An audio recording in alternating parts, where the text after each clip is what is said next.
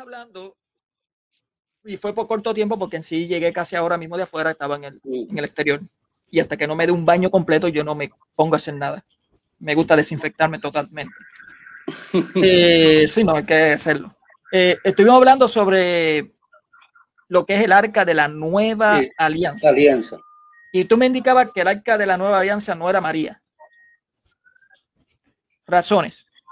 Bueno, dale, te voy a dar un tiempito para que te expreses. Bueno, voy a tratar de hacerlo porque usted sabe que esta conversación la cogimos, fue así de una, ¿cierto? No la cogimos sin preparar ni fijar fecha. Ya es como mejor, ¿cierto? Mire, lo pasa una cosa, cuando se creó, digamos, el templo, tuvo que haberse hecho de la imagen de un real. O sea que el templo que nosotros veíamos, el templo portátil de los judíos, era una copia de uno existente. ¿Qué pasaba con este templo que era existente y no la copia? La copia solo era vigente hasta el tiempo de reformarlo todo.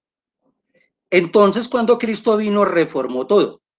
Comenzamos desde este punto que voy a tratar de como de meterme en otro tema, como para volver a retomar el tema. Cuando Cristo subió a los cielos como sumo sacerdote, dice que fue la reforma. Todo estaba preparado para presentarse en el templo, dice el que es figura, el que es real, no el que es la figura de los judíos, porque el de los judíos fue una copia. Una copia puede decirse exacta, o sea, dividida entre el lugar santo y el lugar santísimo. Entonces, esa arca es existente. Esa arca no puede tener otra copia. No puede ser María. Uno dice, bueno, está bien, hay otra arca en el cielo, ¿sí? Pero entonces María es el arca de la alianza, pero entonces ahí nunca la escritura habla de un arca de una nueva alianza. ¿Por qué? ¿Qué pasaba con el arca? El arca es lo más intrínseco de Dios. El templo está dividido en lugar santo y lugar santísimo.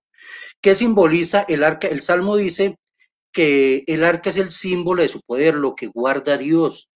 El lugar santísimo es la parte donde entraba el sacerdote a expiar los pecados de él y del pueblo una vez al año, en el Yom Kippur. No estoy hablando de los sacrificios que se hacían día tras día, no, eso ya es muy diferente.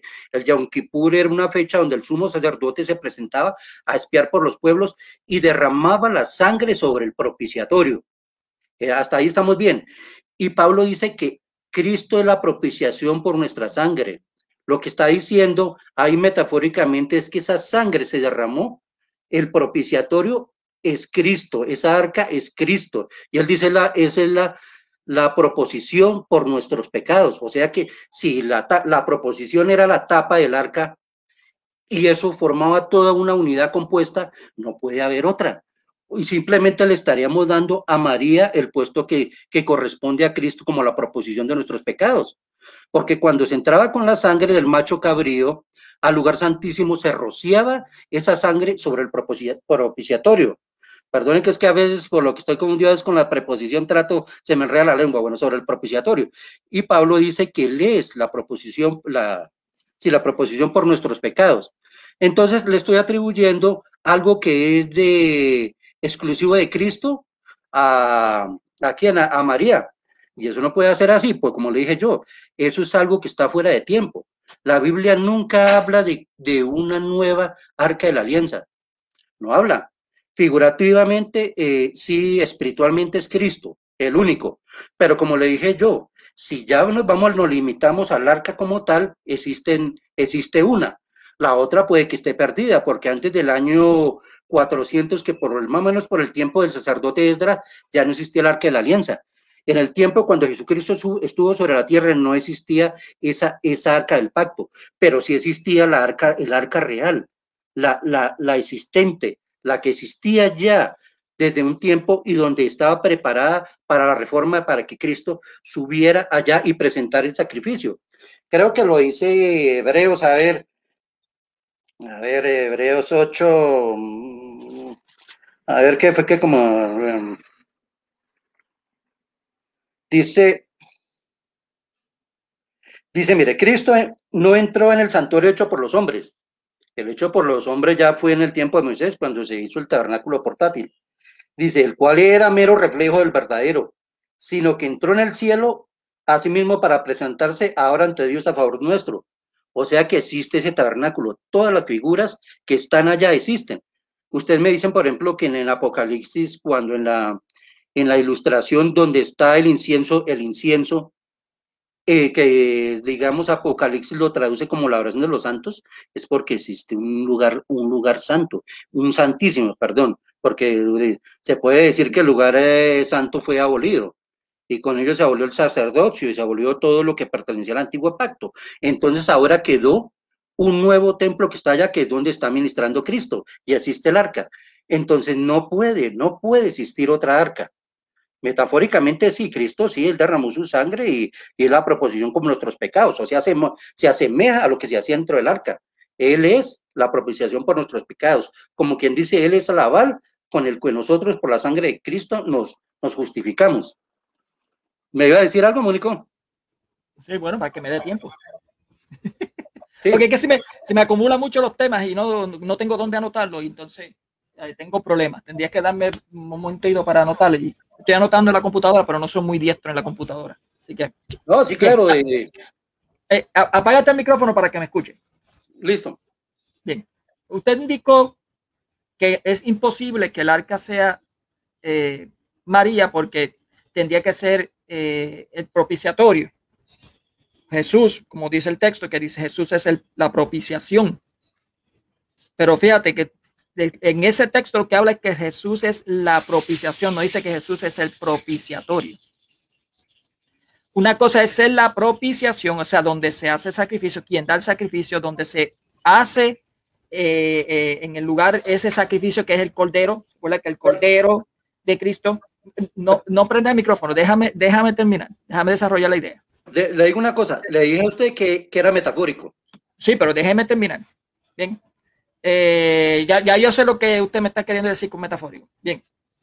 Cuando llegaba el cordero, se degollaba el cordero y toda esa sangre caía encima del propiciatorio. Así que la propiciación era el cordero. Toda esa sangre caía porque daba sacrificio, era el que se sacrificaba. Bien, pero no dice que era el propiciatorio, porque el propiciatorio no era el cordero. O sea, el propiciatorio per se, que era el arca, no era el cordero. Pero bueno, vamos a hablar de eso. Entonces, no prenda todavía, tranquilo. La Biblia habla de alegoría. Dios te bendiga, hermano Rodrigo. La Biblia habla de alegoría. Nosotros le llamamos tipología. Es lo mismo. Tipología, sombra de lo que es el pasado, lo que es ahora en el presente. Hay ciertas cosas que uno puede entenderlo. Por ejemplo, que las tablas de la ley es una tipología de lo que es Jesucristo, porque es la palabra de Dios. Y lo que estaba en el arca, que era la tabla de la ley, es la tipología de lo que es Jesucristo hoy en día. Bien, lo que siempre ha sido Jesucristo, pero bueno, estoy hablando en el tiempo de nosotros, bien, no en la eternidad.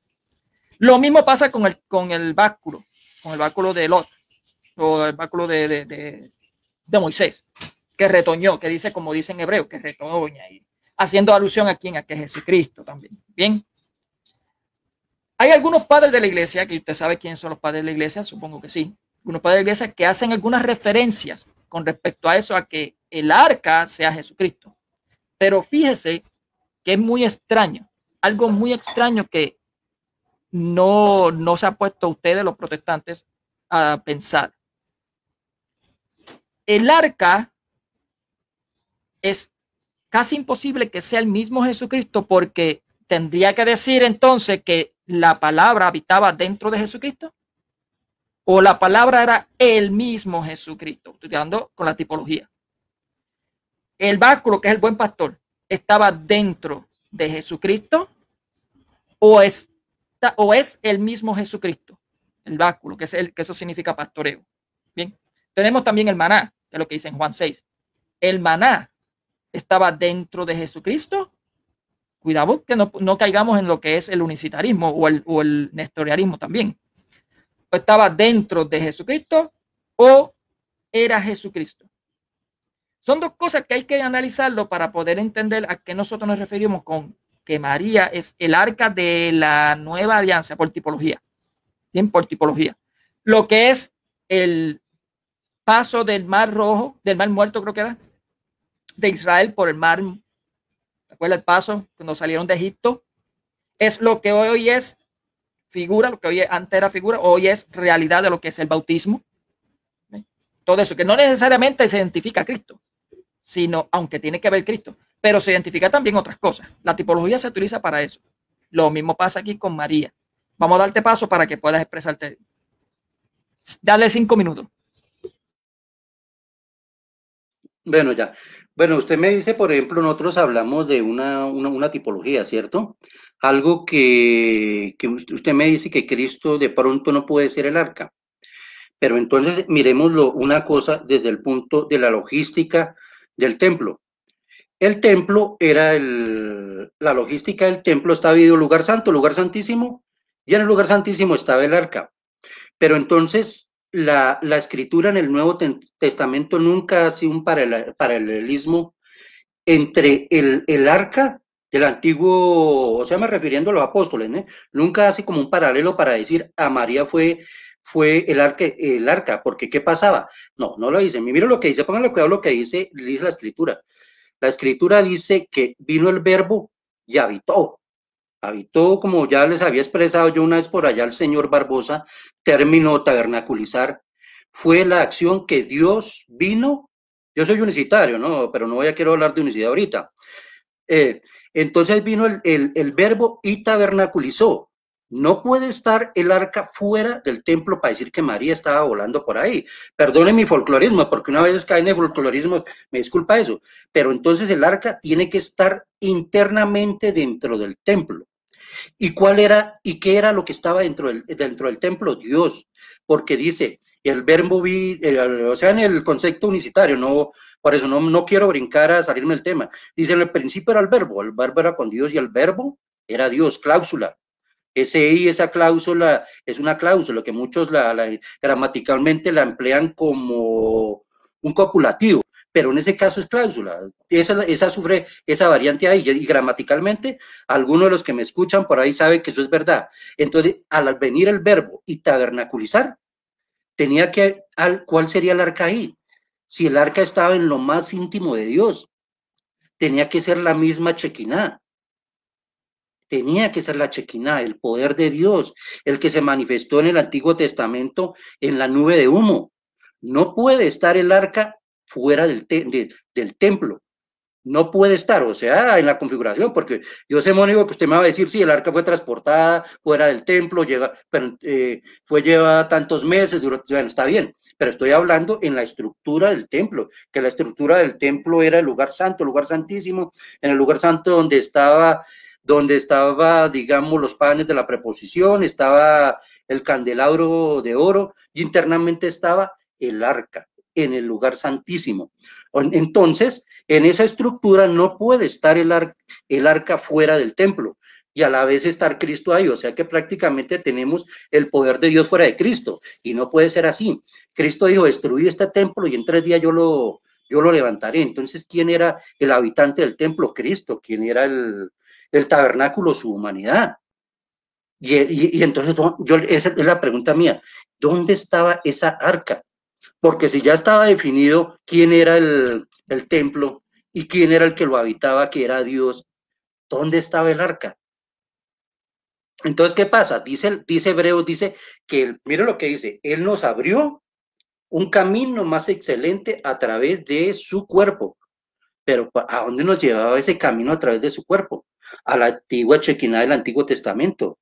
A Dios nos llevaba allá, o sea que el poder del arca se abrió a través del cuerpo de Cristo. No fue una casualidad que cuando se rompió, cuando el cuerpo de Cristo fue rasgado por la lanza, no, y que dice consumado fue, y que relampagueó y se partió el velo, eso no fue una casualidad, simplemente dice que el velo se rompió, dando a entender que eso, por ejemplo, se da a entender que ya estaba abierto que la parte al lugar santísimo donde habitaba el poder de Dios. ¿Y qué era lo que habitaba en el poder de Dios? El arca. El arca no era meramente de las tablas, ni el cajón como tal, ni la vara de Moisés, no. Mire una cosa, que ellos se postraban ante eso porque es que ahí habitaba el poder de Dios. Cuando tocaban el arca una vez, un hombre trató de tener el arca, simplemente para tocarla, para no dejarla ir al piso. Y eso, el poder del arca lo mató. Y ahí diga una cosa, ahí estaba lo más intrínseco de Dios, el poder de Dios, que era el que se manifestaba por el medio de los dos querubines.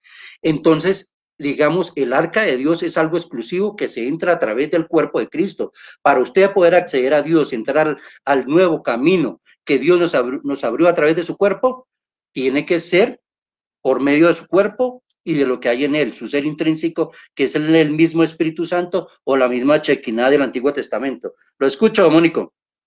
Bien, exactamente, 5 minutos, que esto está tremendo, está bueno. Bien, interesante, fíjese que usted dice y que por cierto tiene parte de razón, porque sí la palabra que se utiliza ahí es, si no me acuerdo, es que no, ¿verdad? Que no, que significa es como un tabernáculo, como si tuviese extender, lo que significa es extender el tabernáculo hacia, o morar, bien, o morar. Es que no, pero, es que no. Sí, extender el tabernáculo. Pero fíjate que si tú lees bien, dice extender su tabernáculo, refiriéndose a su cuerpo.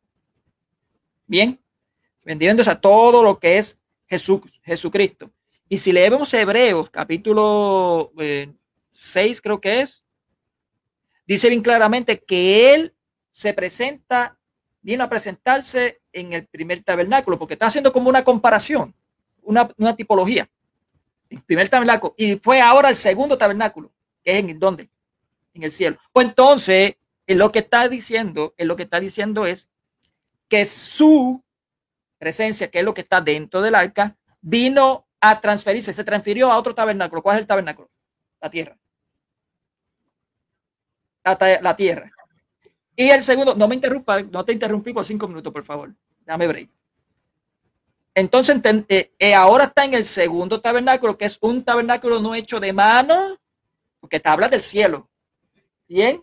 Entonces, cuando dice morar, se refiere a Jesucristo, todo lo que estaba dentro de esa arca, porque usted me dice que estaba la presencia dentro, habitaba, que por cierto tenemos un texto bíblico que dice que él no habita en ningún lado, que él dice que su trono es, su corona es el estandarte del cielo, su trono es la tierra, algo así, sus pies es algo de la tierra, algo así, estoy parafraseando porque no me acuerdo exactamente, pero de que sí estamos de acuerdo es que él se hacía presente ahí, Dios mismo se hacía presente en esa arca, que usted dice que habitaba dentro del arca. ¿Por qué razón? Porque de eso estamos hablando. ¿Quién habitaba dentro del arca? Jesús.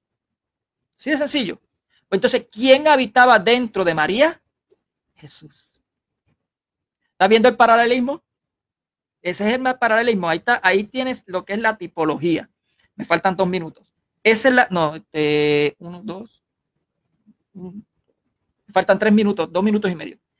Esa es la tipología. Es por esa razón que hacemos referencia a que María es el arca de la nueva, donde esa área que es lo de la madera, todo eso que tenía dentro de ella esa presencia de Dios. El arca tenía la presencia de Dios adentro. María tenía la presencia de Dios en su vientre. ¿Está viendo? Y eso lo dice en Lucas bien claramente. Incluso cuando fue delante de María, así le dijo, ¿a qué se debe que la madre de mi Señor? Wow. O sea, ya ni sabía, ni Elizabeth le sabía quién era, y con solamente sentir la presencia, ahí pasó. Algo muy interesante en Samuel, creo que fue. En Samuel, si no mal me acuerdo, David, cuando el arca vino a visitar a David, dice, ¿a qué se debe que el arca del Señor venga a verme? ¿Está viendo esa analogía? ¿Está viendo esa analogía? Me falta 1 minuto. Otra cosita. El arca estuvo 3 meses en Judá con David. 3 meses. Y María estuvo 3 meses con su prima Isabel. Los 3 meses que faltaban para que Juan el Bautista naciera. Eso es tipología. Por eso es que si podemos hacer, si Pablo hizo tipología de lo que es el maná, tipología de lo que es el pastorado, tipología de lo que es la palabra de Dios con respecto a lo que había dentro del arca, tipología de lo que es el bautismo también, entre otras cosas más, El mismo Lucas nos está enseñando cómo es la tipología del arca con respecto a María. Y así muchos padres de la iglesia lo han identificado también de esa forma. Adelante, Gabriel. Listo, Mónico. Bueno, yo quiero, para que no se me olvide antes, porque usted tocó algo, pero es que a uno, como me dice usted, a uno a veces se le olvida y no anota, porque lo veis todo tan a la carrera. Pero bueno, hablando de, por ejemplo, cuando yo le refutaba al amigo católico, que él me decía que María era el arca de la alianza, porque Jesús o el Espíritu Santo estaban dentro de ellos. Perdón que le interrumpa, es arca de la nueva alianza. Sí, de la nueva alianza. Sí, de la nueva alianza. Entonces, Lucas 1:14 dice así, mire, tendrás gozo y alegría, hablando de Juan el Bautista, mire, y muchos se regocijarán en su nacimiento, pues ante Dios era un hombre muy importante, no beberá vino ni licor, y tendrá la plenitud del Espíritu Santo. Dese de cuenta que Elizabeth iba a tener la plenitud del Espíritu Santo, no solo María.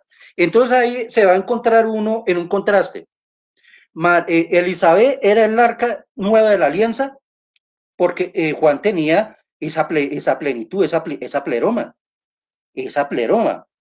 Entonces ahora uno encuentra a María también con Jesús y Jesús también tenía el Espíritu Santo.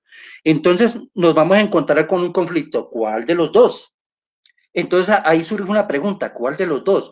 Pero entonces ahora si nos vamos al texto de Colosenses, donde dice que en él habita corporalmente toda la plenitud sí, yo sé que de pronto me estoy saliendo, pero es para dar a entender una cosa del texto. Dice que en Cristo habita corporalmente la plenitud de la deidad. En el griego es pleroma. Y mire lo que dice. En él ustedes también fueron también circuncidados, pero no le dice. Él es la cabeza de toda autoridad y poder, y ustedes reciben esa plenitud, esa pleroma. O sea que entonces yo vendría siendo el arca, usted y yo vendríamos siendo el arca, porque en nosotros habita esa pleroma, esa plenitud que habitó en Juan el Bautista. Ahí habitaría en nosotros, porque dicen, él estamos completos y de esa pleroma tomamos todos. Entonces ahí tendríamos un triple conflicto. Yo soy el arca, usted es el arca, Elizabeth es el arca y María es el arca. Porque en todos estos tres índices le mostré yo a Elizabeth con la pleroma de Dios, porque ahí dice, y tendrá plenamente. Fue en Lucas el texto que es que no lo noté porque nos salimos como leía a la carrera, pero dice que en él estará plenamente, o sea, hay la totalidad, que es lo que dice Colosenses, que en él habita corporalmente la plenitud de la deidad. Y dice que de esa plenitud, de esa plerota tomamos todos, entonces veníamos siendo todos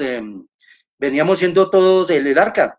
Si yo sé por la cara de Mónico, ¿qué me quiere decir? Sí, 2:10, pero le voy a leer el verso de la Reina Valera actualizada, no estoy leyendo la Reina Valera antigua, no, es la actualizada, me dice, porque en él habita, el 2:9, porque en él habita corporalmente toda la plenitud de la deidad, o sea, toda la pleroma de Dios, y que él es la cabeza de toda autoridad, poder, y ustedes reciben esa plenitud. Le estaba diciendo a los de Colosas que toda esa problema que tenía Cristo la teníamos nosotros, y es que no es ilógico, porque si Cristo dice en Efesios que la fuerza poderosa que levantó a Cristo y lo sentó por encima de todo reino, principado y potestad de este siglo que se nombra en el otro siglo, ¿sí? Y dice, lo dio por cabeza a la iglesia. Entonces una cosa quiero dar a entender aquí, que si esa pleroma habita en la cabeza, en la parte principal, que es Cristo, y habita también en la iglesia, entonces no es algo ilógico. Entonces serían millones de personas que serían el arca, porque en todos ellos habita esa pleroma.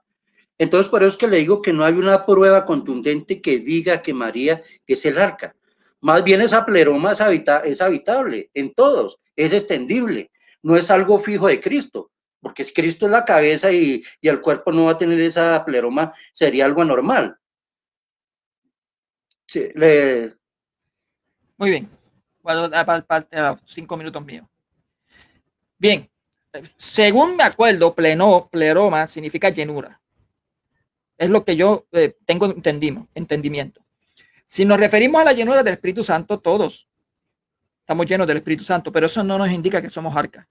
Porque el asunto es que quien contenía el arca era solamente figura de lo que es Jesucristo. Yo sé que tu doctrina unicitaria pues confunden eso de que el mismo Dios es el Padre, el Hijo y el Espíritu Santo y es la misma persona, pero para nosotros no es así. Incluso para la Biblia no es así. Para la Biblia nos presenta bien claramente que son tres personas distintas o tres rostros distintos, vamos a ponerlo así entre comillas, que de un solo Dios. Existe un solo Dios, que no quede claro, que se malinterprete. Existe un único y solo Dios. Bien. Ahora, para nosotros y para la Biblia, como dice la Biblia exactamente, quien está dentro del arca es figura de lo que es Jesucristo hoy en día. Tenemos la palabra de Dios escrita en las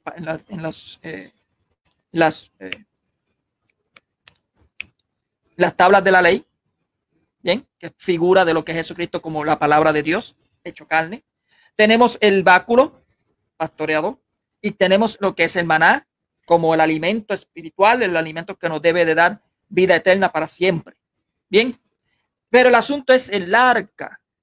Y cuando decimos el arca, no nos hacemos referencia a lo que es la sombra, sino a lo que es hoy en día. ¿Qué es el arca? ¿El arca será el mismo Jesucristo? O sea, ¿Jesucristo contenía a Jesucristo? No. Yo sé que la visión universitaria que está así, se crea así, pero no es bíblicamente así. Porque es imposible que dentro de el verbo, digo, lo que es el verbo esté dentro del verbo. Porque el verbo es el mismo verbo, es el único. La persona que vino a nosotros es el verbo, no es que en él estaba el verbo, no. Él es el verbo, él es el verbo. Son dos cosas muy distintas. Bien, por tanto, vamos a lo que nos compete. En Deuteronomio 10:5, como estaba diciendo, dice que contenía la palabra escrita de Dios. Pero en Juan capítulo 1 dice que contenía el verbo de Dios hecho carne, María. ¿Ve? Que son dos cosas distintas, pero tienen lo mismo. Que lo que está dentro es palabra de Dios y lo que está dentro es palabra de Dios. Tenemos también en Éxodo 40, versículo 34 al 35, donde la nube cubrió el tabernáculo de la reunión. O sea, toda la nube cubrió ese tabernáculo, que lo que indicaría la gloria de Dios. Toda la gloria de Dios llenó el tabernáculo. Y si leemos la Sagrada Escritura, cuando habla de esa gloria está envuelta ahí, es porque todo lo que toca esa gloria está santificado, está totalmente regenerado, nuevo, completamente nuevo. Es algo distinto a lo que se conoce en la tierra. Cuando algo es tocado por la gloria de Dios, todo su ser cambia. O todo su ser es cambiado. Pero fíjese que tenemos dos palabras en Lucas que nos identifican que la gloria de Dios estaba desde antes. Que es el Keharito Mene. Keharito Mene, que la palabra Mene significa plenitud, siempre ha estado. De esa palabra.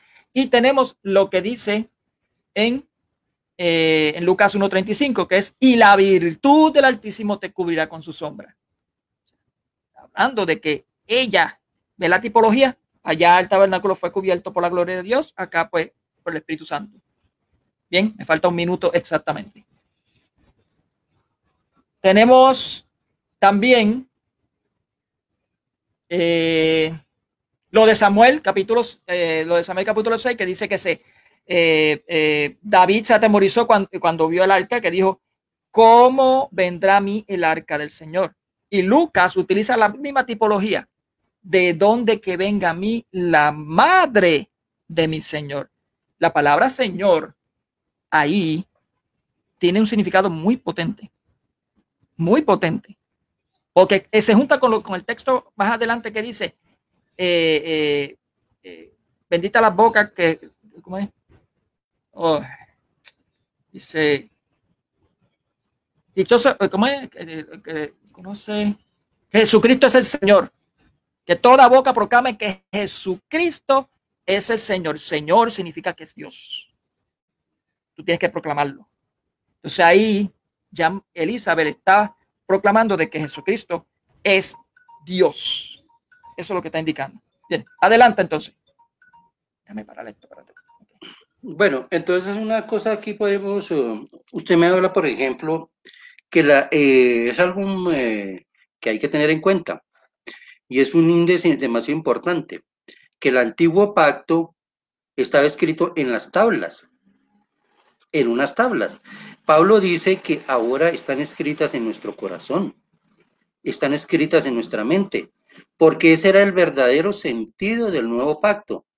Entonces, si está escrito en mi corazón y en mi mente, yo soy el arca.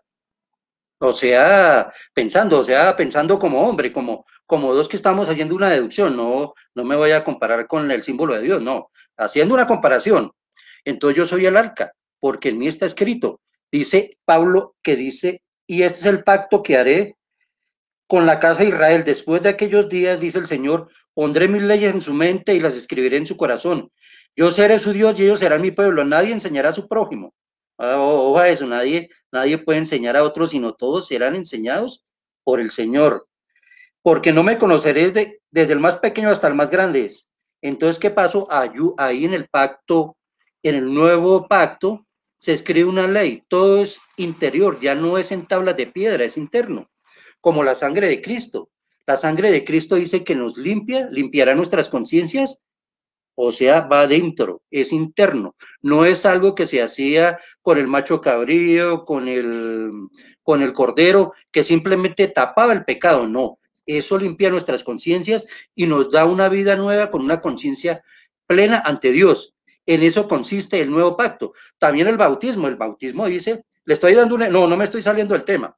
El bautismo dice que nos limpia internamente, ya no nos limpia lo de afuera, que era lo que se hacía en el antiguo pacto con el Tevilá, que limpiaba todas las inmundicias de la carne, nos limpiaba, por ejemplo, cuando una persona tocaba un muerto, acudía al Tevilá, que el Tevilá quitaba toda la inmundicia de afuera, pero en el nuevo pacto, el bautismo nos limpia internamente, lo mismo que hace la sangre.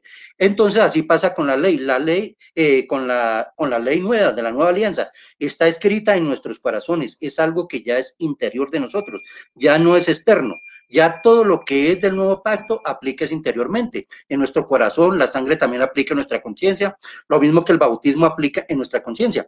Otro punto que usted me tocó fue el de María, creo que fue que me dijo el término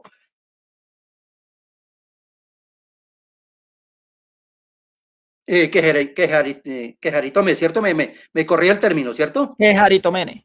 Eso, que ese también se refiere a plenitud, ¿cierto? Se refiere también a la plenitud de Dios. Pero es que mire que ya a nosotros, bueno, entonces,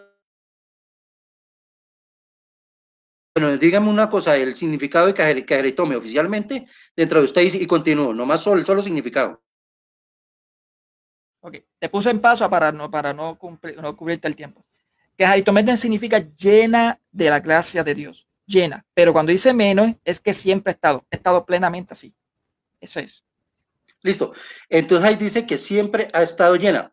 Pero ¿qué pasa con nosotros ahora en el Nuevo Testamento, en el Nuevo Pacto, la Nueva Alianza? Mira lo que dice Primera de Juan 1:16, dice, ciertamente de su plenitud, lo mismo, háganle cuenta que es un paralelo con Colosenses, de su plenitud tomamos todos y gracia sobre gracia. O sea que si María tuvo gracia y nosotros tenemos de esa gracia sobre, es como prácticamente lo que se hizo un adverbio, que el adverbio es un complemento de algo. Entonces nosotros tenemos ese complemento por encima de la gracia de María. Por eso dice, ciertamente de su plenitud tomamos todos gracia y sobre gracia.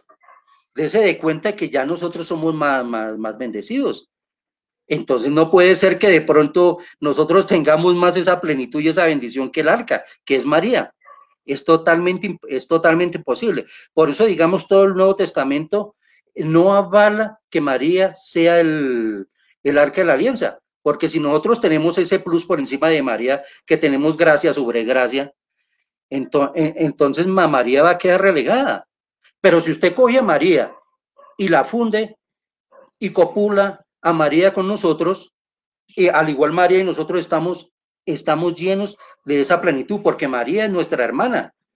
En Pentecostés ella pasó a ser una hermana nuestra, no pasó a ser, digamos, relegada. Entonces María, tanto María como nosotros, Bajo el nuevo pacto tenemos gracia sobre gracia y no exceptuamos ni tanto a ella ni nos exceptuamos a nosotros.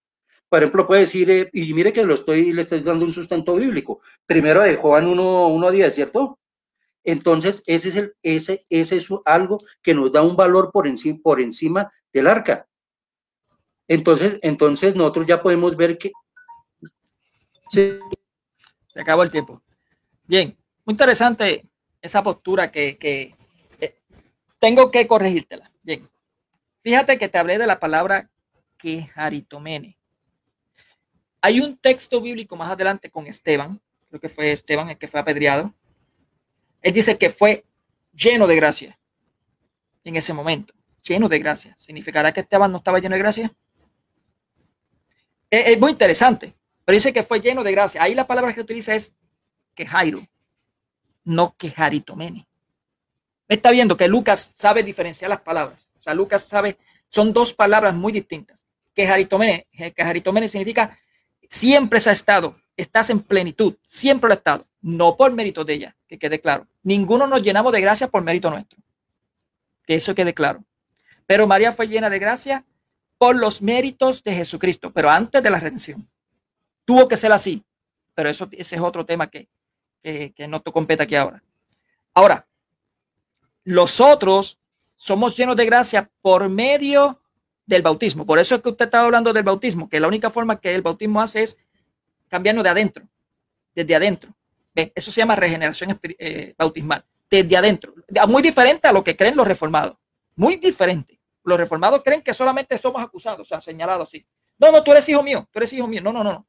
El bautismo por medio de Dios y por medio del Espíritu Santo, que es el mismo Dios, es que nos va a regenerar, nos va a hacer criatura nueva. María fue salvada, a distinto a nosotros, de una forma muy especial, muy distinta. ¿Por qué fue salvada de una manera especial? Porque tuvo que ser llena de gracia antes de que viniera la gracia a nosotros. Estás viendo que todavía no había venido Pentecostés.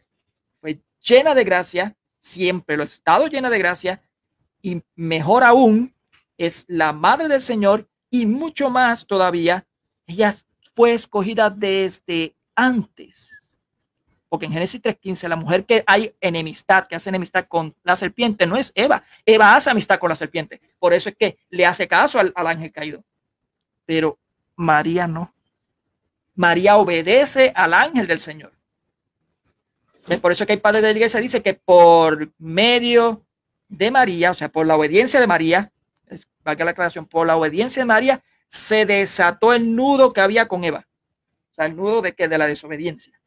Por medio de la obediencia de María se desató el nudo que vino, que Jesucristo terminó de desatar completamente en la cruz. Que eso, pero lo que está hablando es otra cosa, una terminología distinta. Pero eso no viene el tema. Aquí lo que quiero que compete es que aunque María sí la consideramos como nuestra hermana, pero es también un poco más arriba de nosotros. Por ser la madre de tu Señor y de mi Señor. Ella tenía algo muy distinto a lo que todos nosotros, incluso nosotros varones, tenemos. Nosotros no podemos parir. Pero fíjate que la Biblia dice bien claramente que ella es bendecida entre todas las mujeres, era bendita entre todas, o sea, tiene un nivel más alto entre las mujeres. ¿Por qué entre las mujeres? Porque fue la escogida. Y no escogida en el momento ahí cuando vino, no, no, siempre en la eternidad. Ya en el plan de Dios tenía dos personas para escoger, para que por medio de esas dos personas viniera nuestra salvación. Primero fue escogida María. Escogida María. Yo necesito a una mujer por el cual tenga descendencia davínica para que se cumpla el reinado davínico como debe ser. María solamente cumple eso. María es descendiente de Natán. Así de sencillo. Eso lo dice en Lucas. Y también tiene que estar preservada del pecado original. Yo no sé si usted cree en el pecado original, pero bueno. Tiene que estar preservada del pecado original, a diferencia de los protestantes, que pecado original es también un señalamiento. Nosotros creemos que es un cambio de estado. Nosotros estamos fuera de la gracia de Dios. Eso es el pecado original, fuera de la gracia de Dios. Pues entonces, para que viniera con toda la gracia de Dios, con toda su plenitud de la gracia de Dios, tiene que haber nacido y que venga hereditario de David, y de Adán, porque tiene que tener la carne de Adán. Tiene que tener la carne de Adán para podernos habernos redimido nosotros, que tenemos esta porquería de carne que tenemos encima. Para podernos redimirnos, tenía que venir directamente de Adán, como dicen en Lucas. Por tanto, si sabemos eso, la madre tenía que haber sido preservada desde antes que Jesucristo viniera. Por eso es que nosotros creemos que eso se llama la Inmaculada Concepción, porque ella fue inmaculada, concebida. Concibieron a Jesucristo inmaculada, no tenía pecado, porque es imposible. Pero ese no es el asunto. El asunto es que María es el arca de la nueva alianza por la tipología que te estoy dando. Te estoy dando varias tipologías para que vayas entendiendo. Me faltan 35 minutos, pero para decirte, vamos a hacer esta última vuelta. Tú comenzarías una última y yo la última, porque ya vamos casi, aunque no lo creas, vamos para 1 hora. Es que el tema está buenísimo. El tema está buenísimo. En esos 5 minutos últimos yo te voy a dar referencia, unas 2 o 3 referencias más bíblicas, y te voy a dar referencias patrísticas, para que veas cómo los padres de la iglesia sí eran muy católicos. Nada que ver con los protestantes. ¿Ok? Adelante. Me faltaban 5 segundos para terminar. Listo. Bueno, Mónica, usted toca un punto muy importante, y es sobre el pecado original. Yo llamo al pecado original lo que entró por Adán, que eso pasó, ya todos los hombres pasó un consecuente que fue la muerte. Entonces, una cosa, ¿por qué eso no tocó a María? Tuvo que haberla tocado. Si ese pecado no toca a María, Cristo no nos hubiera redimido. Mira lo que pasó. Romanos 8, del 1 al 4, llega y dice de la siguiente manera. Dice el 8:2, porque la ley del Espíritu de vida, o sea, lo intrínseco de Dios, me ha librado de la ley de la muerte y del pecado. ¿De cuál ley? De la muerte. La ley de la muerte, según el contexto inmediato, era el ser externo, que era el que luchaba contra nuestro ser interior, que nuestro ser interior sí quería hacer la ley de Dios. Entonces el contexto inmediato llega y dice que había una confrontación entre dos, un ser externo y un ser interno. Entonces, ¿qué pasaba? El uno quería hacer lo bueno y el otro no, pero dice Pablo que el mal habitaba en él, y eso es en su carne, no en una habitación como templo, no, en su carne. Y si el mal habitaba en lo que él señalaba la carne, fue porque el pecado de Adán entró en el hombre. Entonces, ¿qué pasó? Cuando llegó a María, no podía ser el arca de la alianza. ¿Sabe por qué? Porque llega y dice el 8, dice que Dios condenó el pecado, ¿en dónde? En su carne. Entonces, ¿cómo Dios va a condenar en su carne un pecado que él supuestamente no tenía? Entonces tuvo que haberse acondicionado de cuerpo de pecado. ¿De quién? De María. Entonces no puede ser el arca de la alianza, porque dice en el contexto, volviendo al contexto inmediato, que cuando el hombre no pudimos vencer nuestro ser externo, Dios envió a su hijo en condición de cuerpo de pecado. Entre la doctrina del unicitarismo, el enviado a su hijo es el cuerpo físico. No quiero tocar el tema de que no, que era el hijo de la eternidad, no, porque eso ya es unicidad, pero dice, Dios envió a su hijo en semejanza de cuerpo de pecado y condenó el pecado en su carne. Entonces ya Colosenses dice que él nos reconcilió con su cuerpo por medio de su muerte, porque nosotros estábamos prácticamente seducidos en nuestros pensamientos y por nuestras acciones eran enemigos de Dios. Entonces con su muerte abatió al pecado, con su muerte abatió al Adán.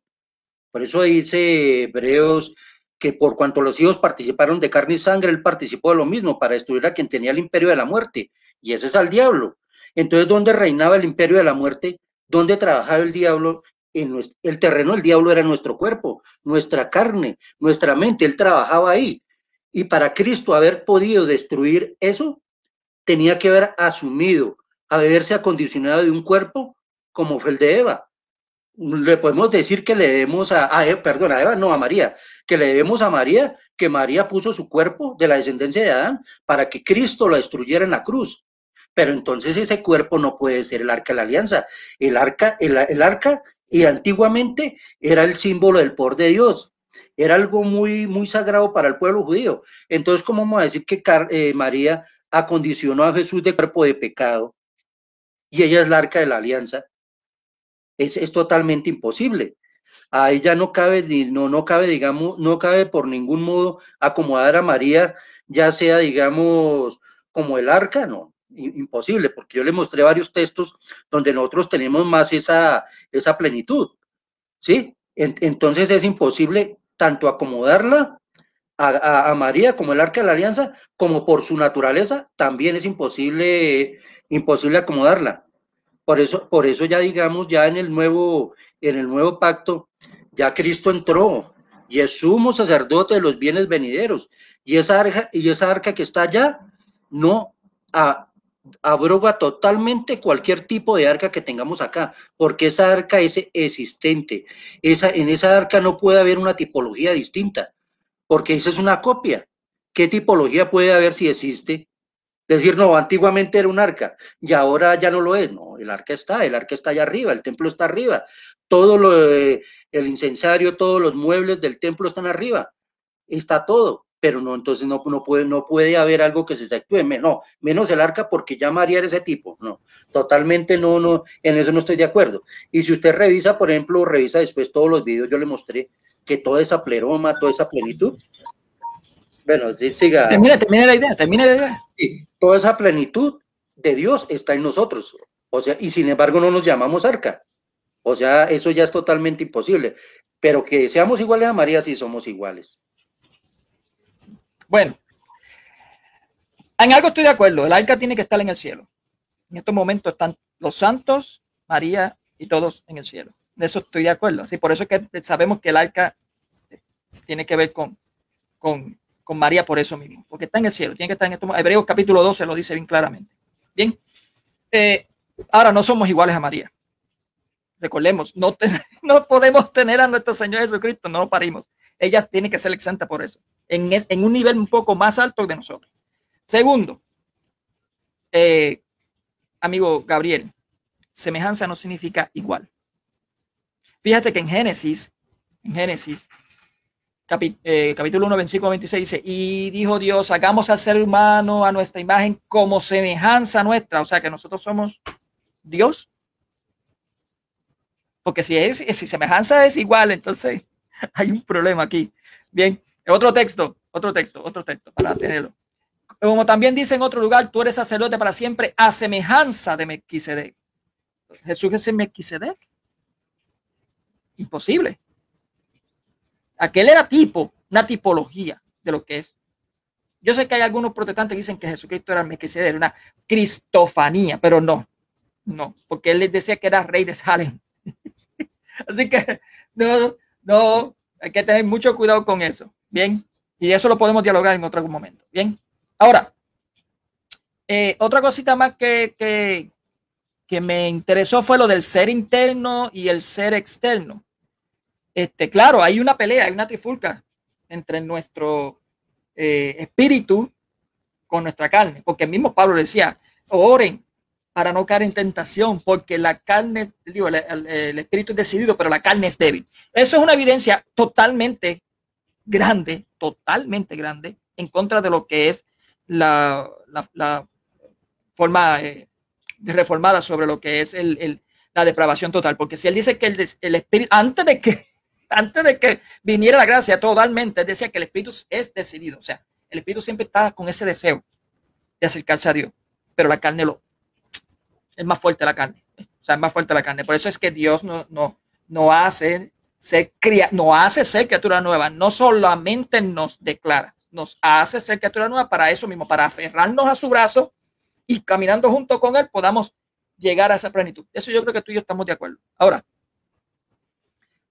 dicen semejanza de cuerpo de pecado y condena el pecado. Semejanza, que recuerda, como te dije, no es igual. Jesucristo tenía semejanza de cuerpo de pecado porque adquirió el cuerpo de Adán, pero no significa que tenía pecado, ni que la carne era pecadora. Lo mismo pasa con María. Incluso hay padres de la iglesia que dice, María tenía la carne de Adán, pero no su condición. Son dos cosas muy distintas. Bien. Ahora, Otro texto, rapidito, que me quedan 2 minutos. Samuel, 2 Samuel, capítulo 6, versículo 11. 3 meses tuvo el arca del Señor en la casa de Obedeón de Gat. Y en Lucas 1, 56, 58, María permaneció con ella unos 3 meses. Que está viendo esa semejanza. De David, y en 2 Samuel 6:2, y acompañando de todo el pueblo consagrado tras él, David se puso en camino para Balad de Judá. Bueno, eso es otro texto. Bueno, estaba también la de danzando, David danzando, y como Juan el Bautista danzaba en el vientre de María también. O sea, estamos hablando tipología. Por eso es que bíblicamente la iglesia siempre ha entendido que María es el arca de la nueva alianza. Y lo puedo evidenciar también por los padres de la iglesia. Por ejemplo, lo tengo aquí. Permítanme. Por ejemplo, ya en... Wow.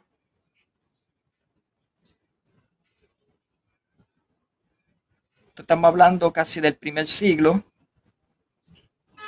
Casi, sí. Tenemos a Atanasio de Alejandría, dice: oh noble virgen, verdadera eres más grande que cualquier otra grandeza, porque ¿quién es tú igual en grandeza, o morada de Dios del verbo, morada de Dios?